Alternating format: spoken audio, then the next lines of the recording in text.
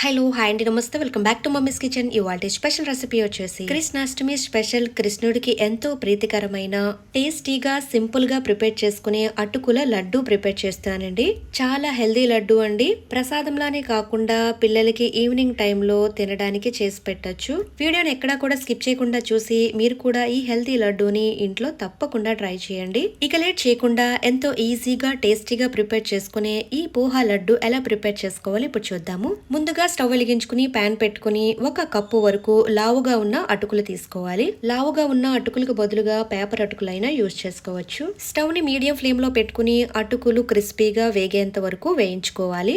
అటుకులు వేయించడానికి పెద్దగా టైం ఏమీ పట్టదండి. 2-3 నిమిషాలు చక్కగా వేగిపోతాయి. ఇలా 2 నిమిషాలు వేయించుకున్న తర్వాత చూసారు కదండి, ఇలా క్రిస్పీగా వేయించుకోవాలి.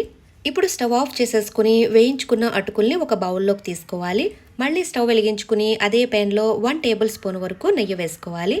నెయ్యి కాస్త హీట్ ఎక్కిన తర్వాత ఏ కప్పుతో అయితే అటుకులు తీసుకున్నామో అదే కప్పుతో 1/2 కప్పు వరకు ఎండు కొబ్బరి పొడి తీసుకోవాలి. నేను తీసుకున్న ఎండు కొబ్బరి వచ్చేసి బయట నుంచి తెచ్చుకున్న ఎండు కొబ్బరి యూజ్ చేస్తున్నానండి. మీరు కావాలంటే ఇంట్లో ఉండే ఎండు కొబ్బరి ముక్కల్ని చిన్న చిన్న ముక్కలుగా కట్ చేసుకుని మిక్సీలో గ్రైండ్ చేసుకుని వేసుకోవచ్చు. కాస్త కలర్ మారేంత వరకు ఒక 1 మినిట్ ఫ్రై చేస్తే సరిపోతుందండి. తొందరగానే ఫ్రై అయిపోతుంది. చూసారు కదండి, చక్కగా వేగిపోయింది. ఇప్పుడు స్టవ్ ఆఫ్ చేసేసుకుని పక్కన పెట్టుకుందాము.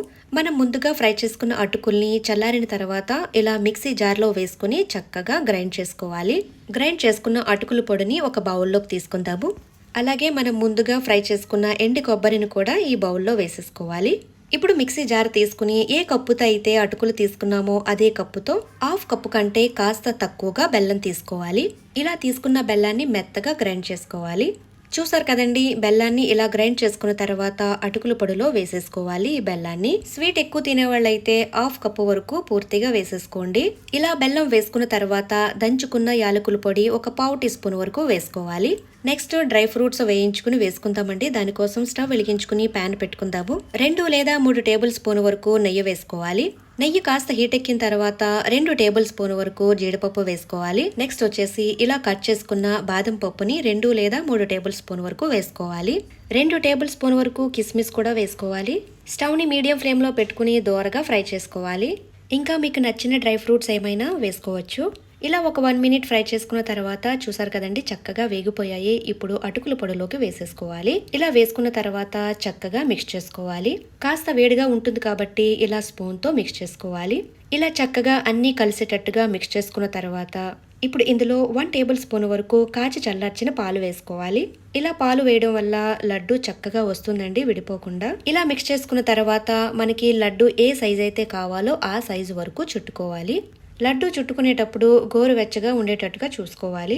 చూసారు కదండి, ఇలా చుట్టుకున్న తర్వాత ఒక ప్లేట్లోకి తీసుకోవాలి. చూడండి, మొత్తం లడ్డూలన్నీ కూడా ఇలా ప్రిపేర్ చేసుకుని తీసుకోవాలి. కృష్ణుడికి ఎంతో ఇష్టమైన అటుకుల లడ్డు చూసారు కదండి, చాలా ఈజీగా ప్రిపేర్ చేసేసుకున్నాము. ఈ అటుకుల లడ్డూని మీరు కూడా ఇంట్లో తప్పకుండా ట్రై చేయండి. ఇక రెసిపీ నచ్చినట్లయితే లైక్ అండ్ షేర్ చేయండి, సబ్స్క్రైబ్ చేసుకోండి. మరిన్ని స్పెషల్ వీడియోస్ కోసం బెల్ ఐకాన్ ప్రెస్ చేయండి. Thank you for watching mummies kitchen Telugu.